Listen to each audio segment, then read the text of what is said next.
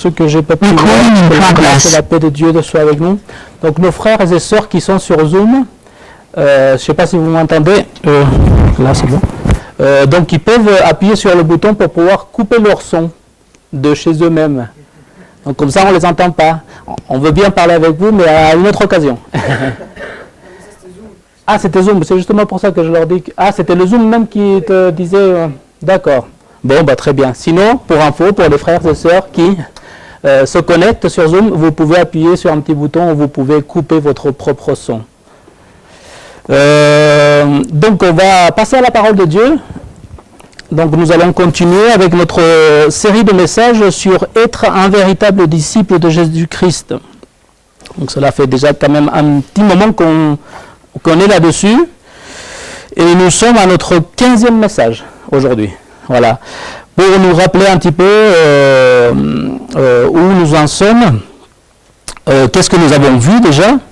Donc nous avons vu la fin justifie les moyens, la fin ne justifie pas les moyens, avec un signe d'interrogation, ou la fin justifie les moyens, avec un signe d'interrogation.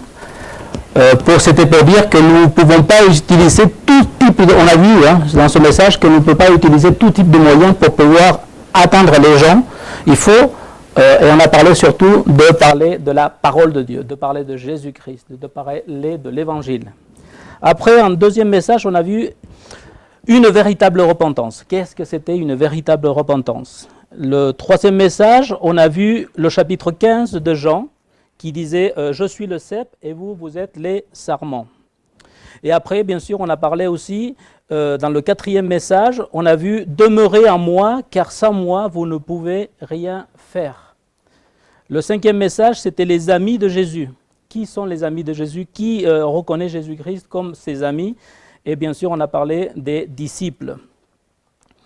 Le sixième message, c'était « Le monde vous haïra ». Le septième message, c'était le caractère du disciple, et c'est là que nous sommes rentrés à avoir ces béatitudes, parce que Jésus-Christ parle dans les béatitudes du caractère du disciple. Et on a fait donc une introduction d'abord aux béatitudes, que nous sommes en train de partager maintenant, et on a vu aussi, on a voulu prendre un message pour chaque béatitude. Donc on a vu « Heureux les pauvres d'esprit ». Neuvième message, c'est « Heureux les affligés ». Dixième message, « Heureux les débonnaires ». Onzième message, « Heureux ceux qui ont faim et soif ». Douzième message, « Heureux les miséricordieux ». 13e message, « Heureux ceux qui ont le cœur pur ». 14e message, « Heureux ceux qui procurent la paix ». Et aujourd'hui, donc, on va voir donc le 15e message sur cela, et on arrive presque à la fin de cette série de messages sur ce que c'est vraiment être un véritable disciple de Jésus-Christ. Donc je vous invite à ouvrir vos Bibles dans Matthieu 5, et aujourd'hui donc on va voir « Heureux ceux qui sont persécutés ».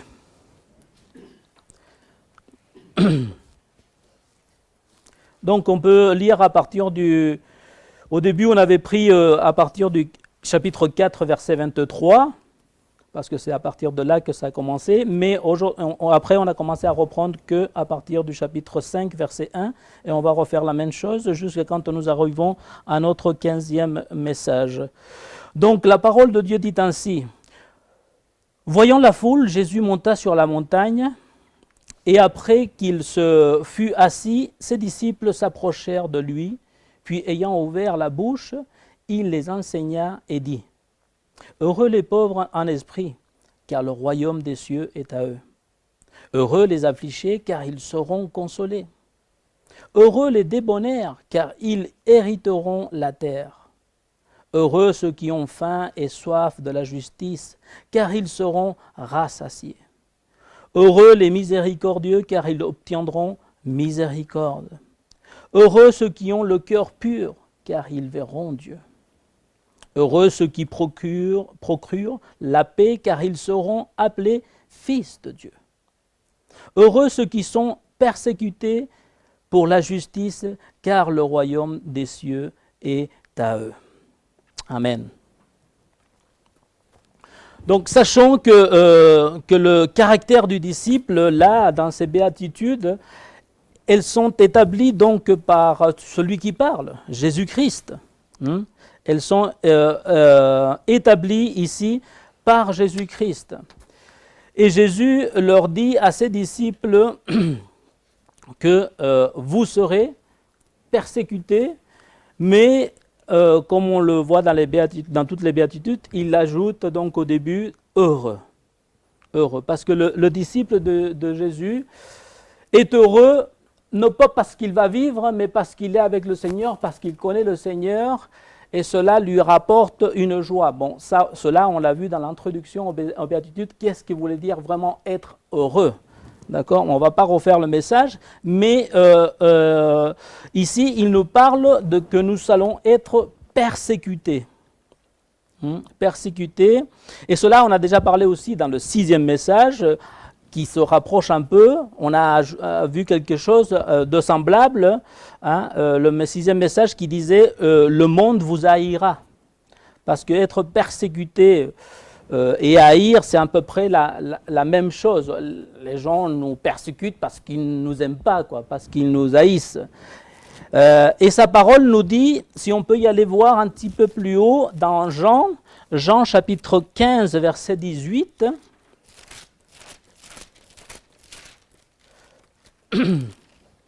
le verset 18 et le verset 19.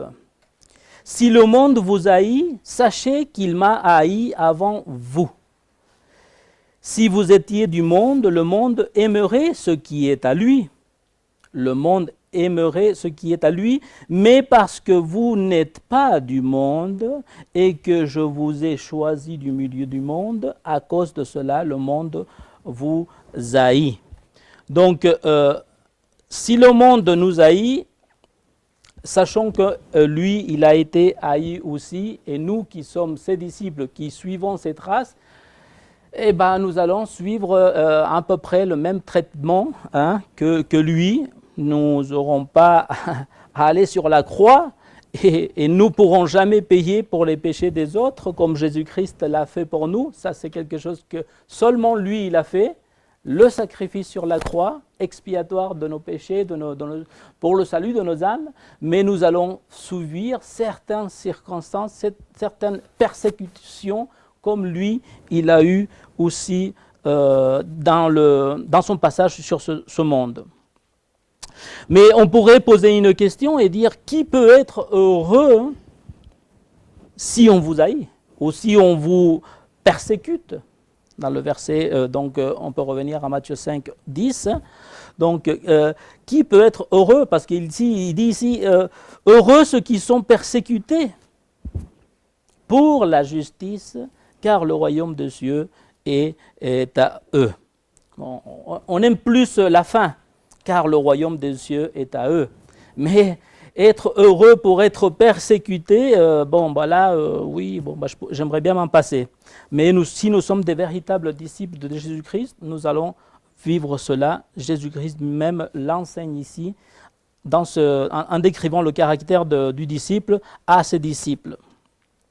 L'Église, dès le début, a été persécutée et cela n'a pas changé aujourd'hui. On voit le mot par contre ici, après, heureux ceux qui sont persécutés pour la justice.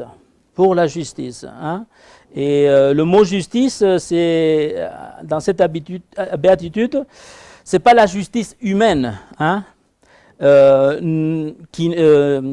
qui va venir nous faire un juge, la police va venir nous prendre, puisque la parole nous dit que si nous sommes persécutés à cause des choses mauvaises qu'on fait, c'est-à-dire si la police vient nous chercher, c'est quelque chose de tout à fait normal d'être mis en prison, si on peut dire, si on a fait quelque chose de mal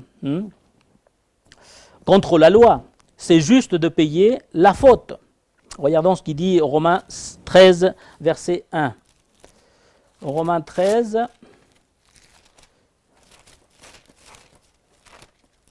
verset 1. Et si quelqu'un veut le lire bien fort, 13, versets 1 à 7. Que toute personne soit soumise aux autorités supérieures, car il n'y a point d'autorité qui ne vienne de Dieu. Et les autorités qui existent ont été instituées de Dieu. Encore jusqu'au 7. C'est pourquoi celui qui s'oppose à l'autorité résiste à l'ordre de Dieu, à l'ordre que Dieu a établi. Et ceux qui résistent attireront une condamnation sur eux-mêmes. Ce n'est pas pour une bonne action, c'est pour une mauvaise que les magistrats sont à redouter. Veux-tu ne pas craindre l'autorité? Fais le bien et tu auras son approbation. Le magistrat est serviteur de Dieu pour ton bien. Mais si tu fais le mal, crains, car ce n'est pas en vain qu'il porte l'épée, étant serviteur de Dieu, pour exercer la vengeance et punir celui qui fait le mal. Il est donc nécessaire d'être soumis non seulement par crainte de la punition, mais encore par motif de conscience. C'est aussi pour cela que vous payez les impôts, car les magistrats sont des ministres de Dieu, entièrement appliqués à cette fonction. Rendez à tous ce qui leur est dû, l'impôt à qui vous devez l'impôt, le tribut à qui vous devez le tribut, la crainte à qui vous devez la crainte, l'honneur à qui vous devez l'honneur. Amen. Donc les autorités, il faut les respecter. Les lois, les panneaux de circulation, les limitations de vitesse, il faut les respecter parce que c'est Dieu qui a mis cela en place. Hein? Les impôts, comme il disait dans le verset 6, il faut les payer. Il faut les payer parce que c'est Dieu qui nous le demande, car les magistrats sont des ministres de Dieu. Hein? Des ministres de Dieu? Eh bien oui, et c'est lui qui les a mis en place. Hein? Donc il faut craindre l'autorité. Dans toute organisation, école, la professeure, le patron et tout ça, c'est Dieu qui met les autorités et il faut les respecter. Il faut les respecter par amour à Dieu, bien sûr, et parce que voilà, sinon, bon, bah, c'est sûr que si on commet des excès de vitesse et qu'on est arrêté, oh Seigneur, s'il te plaît, qu'il ne me met pas. Mais il ne fallait pas simplement faire un excès de vitesse. C'est pas la peine de prier. Là, je veux dire, bah, il va falloir qu'on. Si Dieu te pardonne, tu peux demander pardon, bien sûr, pour ce que tu as fait. Parce que si on réfléchit un petit peu, on pêche. Est-ce qu'on a pensé à ça déjà? Hein? Moi, quand on m'a enseigné ça, j'ai dit, ah bon, je pêche quand je dépasse volontairement, parce que ça peut arriver que parfois, dans une descente, on dépasse un petit peu la vitesse. Et bon, malheureusement, c'était parce que, voilà, on descendait un peu fort, et puis hop, on voit le flash, et puis bon, bah voilà, quoi. Mais par contre, quand on le fait délibérément, je le dis bien, volontairement, voilà, on doit demander pardon parce qu'on est en train de pécher. Et ainsi, toutes ces choses. Bon, c'est une petite parenthèse. Mais Jésus parle donc pas de cette justice humaine. Si tu fais le mal, tu payes. Et Dieu est d'accord avec ça. Hein? Oui, Dieu est d'accord avec ça, oui. Mais on voit que Jésus dit ici, dans cette béatitude, il parle de celui qui est persécuté, n'est-ce pas?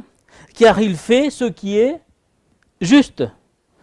C'est-à-dire, si on est persécuté parce qu'on est injuste, on commet des fautes, bah voilà. Mais celui-là qui veut vivre correctement comme un enfant de Dieu, il va être persécuté par ce qu'il fait de juste. Heureux ceux qui sont persécutés pour la justice, pour faire le bien, parce qu'ils font ce qui est correct. Hein? Ils doivent être heureux même s'ils sont persécutés, car il fait ce qui est juste, saint, correct. Et si on est persécuté pour ça,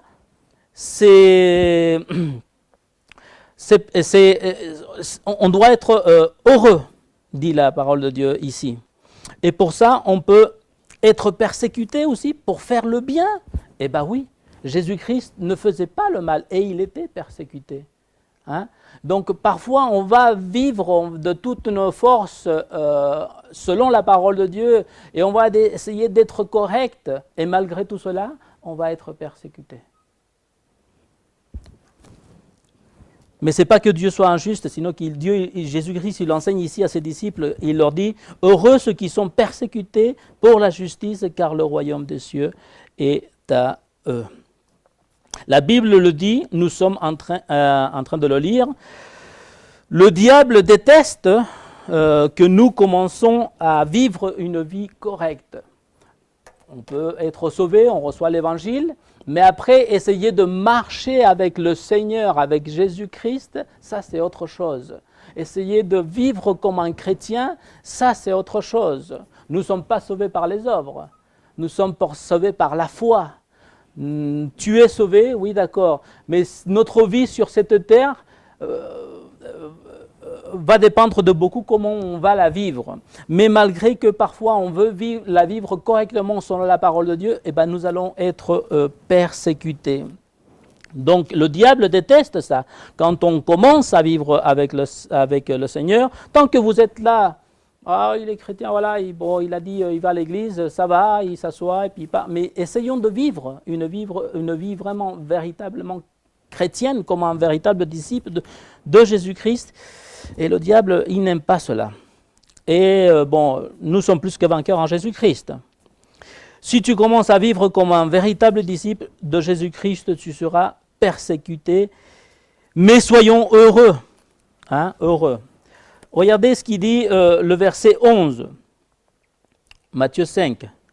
Heureux serez-vous lorsqu'on vous outragera, qu'on vous persécutera et qu'on dira faussement de vous toutes sortes de mal à cause de moi.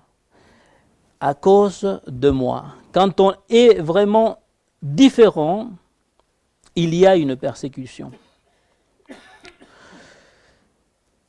Oui, moi ça va, moi je vis une vie de chrétienne, je ne suis pas persécuté, hein, moi je suis accepté de partout et tout ça. On doit se poser des questions. On peut se poser des questions.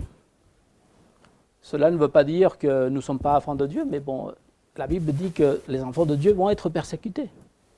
Et si nous ne sommes pas persécutés, j'aimerais pas dire, mais je vais le dire quand même, peut-être on n'est pas enfant de Dieu alors. Oh, je ne sais pas, on pose la question. Ou peut-être nous n'avons jamais dit à tout le monde que nous sommes chrétiens. Je suis chrétien. Dans mon travail, je ne dis pas, non, il ne faut pas prêcher dans le travail parce que le travail, c'est le travail, et puis voilà. Hein. Donc, venez au Mont d'Or. Non, mais voilà, donc, c'est-à-dire, si on ne dit jamais qu'on est chrétien, on fait partie des chrétiens du service secret, de la CIA ou de détectives privés. Non, nous devons dire que nous sommes des chrétiens, et je vous le conseille, par expérience. Où que vous allez, où que vous soyez, vous êtes, dites, je suis chrétien. Si vous êtes convaincu que vraiment vous êtes chrétien, sinon, pourquoi pas, il ne faut pas le dire. Mais si vous êtes vraiment convaincu que vous êtes chrétien, dites-le. Dites-le parce que cela va affirmer par la suite, quand on prend, chaque fois que je prenais un nouveau travail, hop, je le disais tout de suite pour l'affirmer tout de suite. Parce que sinon, après, on peut se poser des questions, et puis voilà. On n'est pas des saints non plus. Quand nous disons je suis chrétien, je suis un saint. Non, je ne suis pas un saint, je suis comme vous, mes chers collègues, je peux me tromper, mais je suis chrétien. Je veux vivre une vie selon ce qui était la Bible, ce qui dit la parole de Dieu. J'essaye. Et donc, marquez votre position quand on est vraiment... Mais nous sommes parfois, nous ne voulons pas faire cela parce que nous allons être éloignés du groupe. Des copains à l'école et tout ça, si je dis que je suis chrétien, ils vont me dire, oh là là, chrétien. Ou au travail, ou avec les copains, les copines, ou avec les voisins même. Parfois, si vous ne les voyez pas, bien sûr, on va pas... Mais si vous voyez tous les jours et que vous dites jamais que vous êtes chrétien, il y a un problème, je pense. Parce que le Seigneur nous parle de partager la bonne nouvelle, nous parle de parler de ce que Dieu a fait dans notre vie. Hein? Mais si nous sommes éloignés du groupe et tout ça, soyons heureux. Comme je vous disais, moi je l'ai vécu. d'être rejeté par les amis, par les collègues, par les cousins, par les cousines, par la famille même. Et quoi parler de pays où il y a des gens qui, comme au Mexique par exemple, qui sont très attachés au catholicisme. Et quand il y a un enfant qui devient chrétien biblique, eh ben, il est persécuté, ils sont rejetés, ils sont déshérités. Voilà, si je le dis bien. Et donc, c'est quand même quelque chose de fort. Et tu t'en vas de la maison, parce qu'ici, on est catholique, romain, apostolique et tout ça, et tu renies ta famille, là. Et donc, ils sont vraiment rejetés s'ils ne sont pas agressés physiquement aussi. Hein. Ou dans les pays musulmans. Hein. Quoi dire de pays musulmans? Donc, nous, ici, merci Seigneur, donc on peut dire que nous sommes chrétiens. Il ne faut pas avoir peur de cela. Je suis chrétien à chaque fois. Et puis voilà. On ne doit pas avoir honte. Luc, chapitre 6, verset 22. Luc, chapitre 6, verset 22. Heureux, il parle encore de heureux. Heureux serez-vous lorsque les hommes vous haïront, lorsqu'on vous chassera, vous outragera et qu'on rejettera votre nom comme infâme. Hein? Pas à cause que vous avez commis un excès de vitesse, mais à cause du Fils de l'homme, à cause du Seigneur Jésus-Christ. Réjouissez-vous en ce jour-là et tressaillez d'allégresse. Hein? Et tressaillez d'allégresse. Si Jésus a été crucifié pour dire la vérité, qu'est-ce qu'il nous attend à nous? Bon, on ne va pas être crucifié, je n'espère pas. Ça peut arriver, ça peut revenir, mais on va être rejeté, oui. Et supportons pour le Seigneur. Supportons pour le Seigneur et nous partageons avec lui ses souffrances. Hein? Et la persécution prouve que nous sommes des véritables enfants de Dieu. Prouve que nous sommes des véritables enfants de Dieu. Alors on comprend maintenant pourquoi Pierre dit aussi dans 1 Pierre, chapitre 4, versets 12 et 13, qui c'est qui peut le lire? 1 Pierre, chapitre 4, versets 12 et 13, on comprend ce qu'il dit, Pierre. Il dit, soyez pas étonnés, Jésus l'a déjà dit avant. Mais bien-aimés, ne trouvez pas étrange d'être dans la fournaise de l'épreuve, comme s'il vous arrivait quelque chose d'extraordinaire. Excusez-moi, comme s'il vous arriverait quelque chose d'extraordinaire. Soyez pas étonnés. Allez-y, mon frère, le 13. Réjouissez-vous au contraire de la part que vous avez aux souffrances de Christ, afin que vous soyez aussi dans la joie et dans l'allégresse, lorsque sa gloire apparaîtra. Amen. Donc, réjouissez-vous, dit le verset 13. Au contraire, de la part que vous avez aux souffrances de Christ, que vous souffrez avec lui, afin que vous soyez aussi dans la joie et dans l'allégresse. Heureux, heureux, il disait Jésus-Christ, heureux les pauvres d'esprit, heureux ceux qui ont le cœur pur, heureux ceux qui sont persécutés, dans l'allégresse lorsque sa gloire apparaîtra. Et donc, on peut lire même le verset 14. Si vous êtes outragés pour le nom de Christ, vous êtes heureux parce que l'Esprit de gloire, l'Esprit de Dieu repose sur vous. Voilà.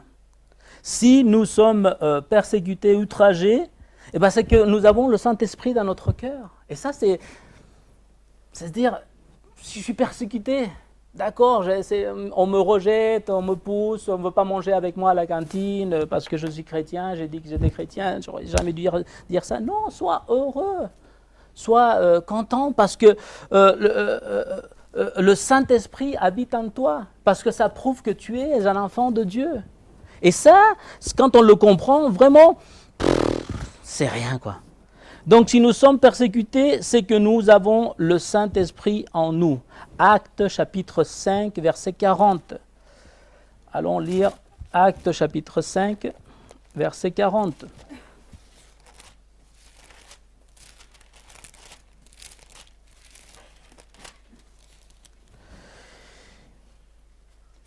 Qui c'est qui peut le lire? Du 40, on va lire jusqu'au 42. Ils se rangèrent à son avis, en ayant appelé les apôtres, ils les firent battre de verges et leur défendirent de parler au nom de Jésus, et les relâchèrent.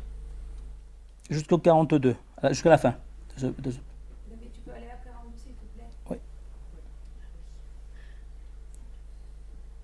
Et chaque jour dans le...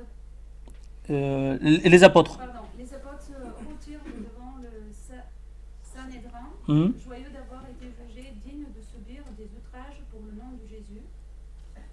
Et chaque jour dans le temple et dans les maisons, ils ne cessent d'enseigner et d'annoncer la bonne nouvelle de Jésus. Ça leur a pas arrêté. Et qu'est-ce qu'ils étaient au verset 41? Joyeux d'avoir été jugés dignes de subir des outrages pour le nom de Jésus. Soyons dignes. Voilà, c'est... Bon, voilà, on a reçu quelques fouets, mais bon, voilà, ça fait mal, oui, ça fait mal, mais bon, je suis joyeux parce que je sais qu'ils font ça, parce que je suis un enfant de Dieu. Ça déclare que le Saint-Esprit habite en moi. Merci Seigneur, merci Seigneur. Et chaque jour, dans le temple et dans les maisons, il ne cessait d'enseigner. C'est pas qu'il voulait être fouetté de nouveau, c'est qu'il tout simplement il voulait vivre comme des enfants de Dieu, comme des véritables disciples de Jésus-Christ. Et donc, il ne cessait d'enseigner dans les maisons et il ne cessait d'annoncer la bonne nouvelle de Jésus-Christ. Acte 16, 25, un peu plus haut. Alors, 25. Oui, bon, il parle à peu près de la même chose. Donc, vers le milieu de la nuit, Paul et Silas prièrent et chantaient les louanges de Dieu, et les prisonniers les entendaient. Bon, ils chantaient en prison. Ils chantaient en prison, ils étaient persécutés, mais voilà. Et nous, on peut regarder maintenant à nous. On peut analyser un petit peu notre... Vous savez que nous, on a comme un lecteur de DVD. Hein, dans notre, on peut reculer et revenir. Et donc, on peut analyser un peu notre vie et faire... Et puis revenir en arrière et dire comment elle est notre vie. Nous, où nous en sommes-nous? Avons-nous honte de dire que nous sommes des chrétiens?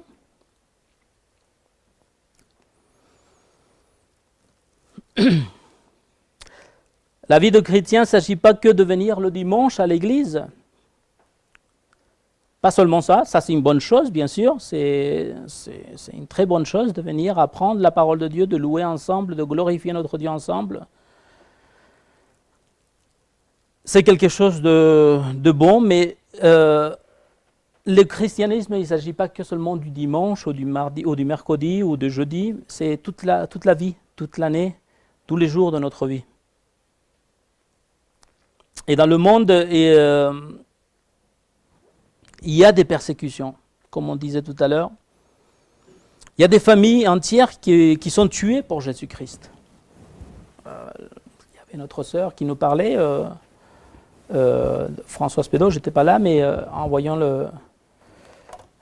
en entendant ce qu'on m'a raconté, voilà, et on comprend qu'elle ne va plus là-bas parce qu'il y a des difficultés, qu'il y a des gens là-bas qui ne peuvent pas manger.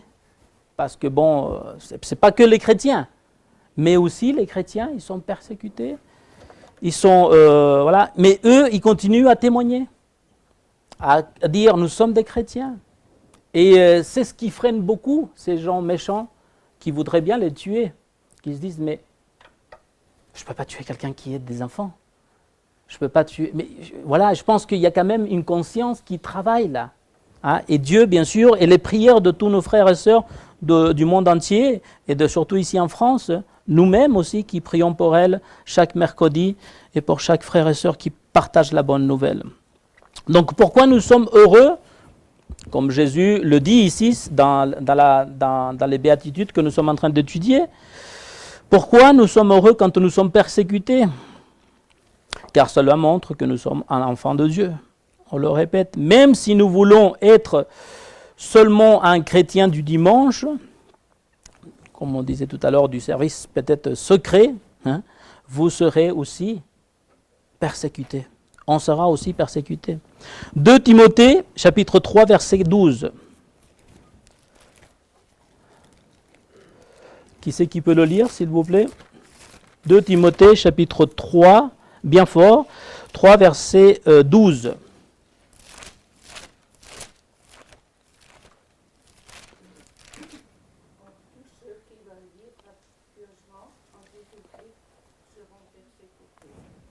Tous ceux qui veulent vivre pieusement en Jésus-Christ, eh ben, ils seront persécutés aussi. Oh, mais moi je veux y aller seulement le dimanche, je veux être tranquille, et puis voilà, c'est bien. Je prie pour vous, oui, d'accord, oui, on prie beaucoup. C'est bien de prier pour les autres. Il faut des personnes de prière, comme on dort, hein, il faut des personnes qui prient derrière pour les frères qui partagent la parole de Dieu. Mais voilà, même comme ça, eh ben ici il dit, celui-là qui veut vivre pieusement sera persécuté. C'est la parole de Dieu qui le dit, c'est pas moi. C'est la parole de Dieu qui le dit. Où Dieu nous a placés, ayons pas honte de dire que nous sommes croyants en Jésus-Christ. Que nous croyons en Jésus-Christ, que Jésus-Christ veut les sauver aussi. Et que nous sommes sauvés par lui. Matthieu, donc revenons à Matthieu, mais on va y aller au chapitre 10. Chapitre 10, verset 32. Alors, c'est pourquoi quiconque se déclarera publiquement pour moi, je me déclarerai moi aussi pour lui devant mon Père, qui est dans les cieux. Mais quiconque me reniera devant les hommes, je le renierai aussi devant mon Père qui est dans les cieux. La première partie, on est content et tout ça, le Seigneur va parler de nous parce que voilà. Mais si nous parlons pas et nous disons pas, nous avons honte de parler et de dire que publiquement que nous sommes chrétiens, eh bien il y a une mauvaise nouvelle là, que nous venons de lire. La Bible le dit. Hein? Je le renierai aussi devant mon Père qui est dans les cieux. Je le renierai aussi devant mon Père qui est dans les cieux. Dieu, Jésus a dit cela, oui, le Dieu d'amour, le Seigneur Jésus qui a donné sa vie, il a dit cela. On peut aller un petit peu plus en arrière, dans le psaume 34, verset 9.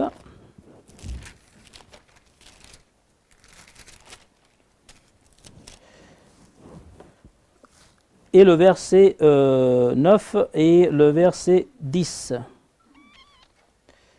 Qui c'est qui peut le lire bien fort? Sentez et voyez combien l'Éternel est bon. Heureux l'homme qui cherche en lui son refuge. Craignez l'Éternel, vous ses saints, car rien ne manque à ceux qui le craignent. Amen. Amen. Heureux l'homme qui cherche en lui son refuge.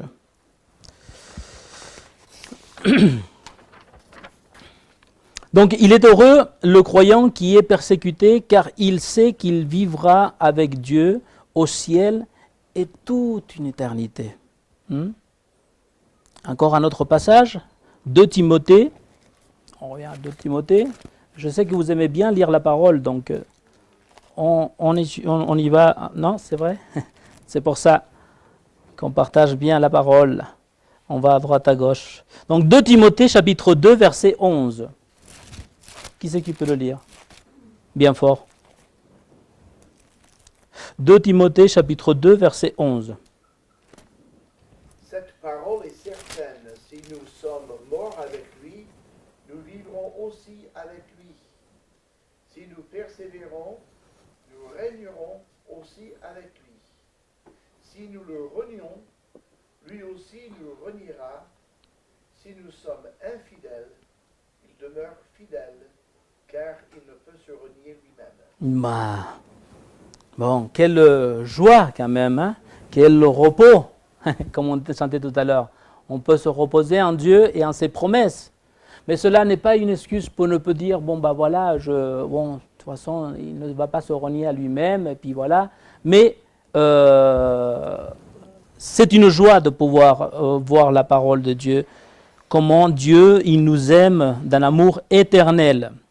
Aimons-le aussi, nous, de notre côté, de toutes nos forces, comme dit le premier commandement, de toutes nos forces, de tous nos cœurs, de tout notre cœur, avec toute notre âme, hein, avec toutes nos pensées. Nous sommes heureux, pourquoi? Car nous sommes rejetés, mis de côté, persécutés, oui, heureux, car Jésus même va nous récompenser. Et ça, on peut le voir dans Apocalypse, chapitre 22, verset 12. Apocalypse 22, 12. Et on peut lire jusqu'au verset 14. Qui c'est qui peut le lire bien fort? Voici, je viens bientôt, et ma rétribution est avec moi, pour rendre à chacun selon ce qu'est son œuvre. Je suis l'alpha et l'oméga, le premier et le dernier, le commencement et la fin. Heureux ceux qui observent ces commandements, afin d'avoir droit à l'arbre de vie et d'entrer par les portes dans la ville. Amen. Dans la ville, dans cette ville céleste. Amen. En cette ville céleste. Donc, pour terminer, on peut lire le 12. Réjouissez-vous et soyez, pardon, le verset 12 du chapitre 5 de Matthieu. Voilà. Matthieu 5, 12. Réjouissez-vous et soyez dans l'allégresse. On peut reprendre à partir du verset 10. Heureux ceux qui sont persécutés pour la justice, car le royaume des cieux est à eux. Heureux serez-vous lorsqu'on vous outragera et qu'on vous persécutera et qu'on dira faussement de vous toutes sortes de mal à cause de moi. Réjouissez-vous et soyez dans l'allégresse, parce que votre récompense sera grande dans les cieux, car c'est ainsi qu'ont persécuté les prophètes qui ont été avant vous. Amen. Prions ensemble. Notre Père, notre Dieu, nous te remercions pour ta parole, pour ton Fils Jésus-Christ, notre Seigneur et notre Sauveur. Merci pour ton Saint-Esprit dans nos vies, Seigneur. Tu nous as laissé le Consolateur. Merci pour ta parole écrite, à laquelle nous pouvons venir et revenir tant de fois, Seigneur. Merci, Seigneur, pour tous tes bienfaits envers nous, matériel et spirituel, mais surtout spirituel. Tu veux nous garder, Seigneur, nous protéger. Tu veux qu'on marche sur tes traces et tu nous demandes d'être heureux, même si nous sommes persécutés, même si nous sommes rejetés. Oh, quelle joie de t'appartenir, Seigneur, et de pouvoir vivre une éternité avec toi. Rien ne peut changer cette joie, Seigneur. Rien n'est comparable, Seigneur, à cela, à ton sacrifice. Rien, Seigneur, de ce que nous pourrions perdre ici sur cette terre, Seigneur, n'est comparable à cela, Seigneur. Nous t'aimons de tout notre cœur. Nous sommes faibles, Seigneur, nous le reconnaissons. Nous sommes pauvres. Et nous reconnaissons notre besoin de toi dans nos vies, Seigneur. Glorifie-toi, Seigneur. Oui, Seigneur, que toute l'honneur et que toute la gloire te reviennent, Seigneur, de la façon que nous allons marcher, Seigneur. Et comment nous allons parler de toi, Seigneur, et dire que nous sommes tes enfants et que nous sommes fiers d'être des enfants. Permets-nous, Seigneur, de te honorer, de te glorifier à chaque instant de notre vie. Donne-nous la force, nous sommes faibles, Seigneur. Mais tu es victorieux et tu nous donnes ta victoire, Seigneur. Merci, Père Céleste. Merci Seigneur. À toi la gloire, à toi l'honneur, au nom de Jésus-Christ. Amen.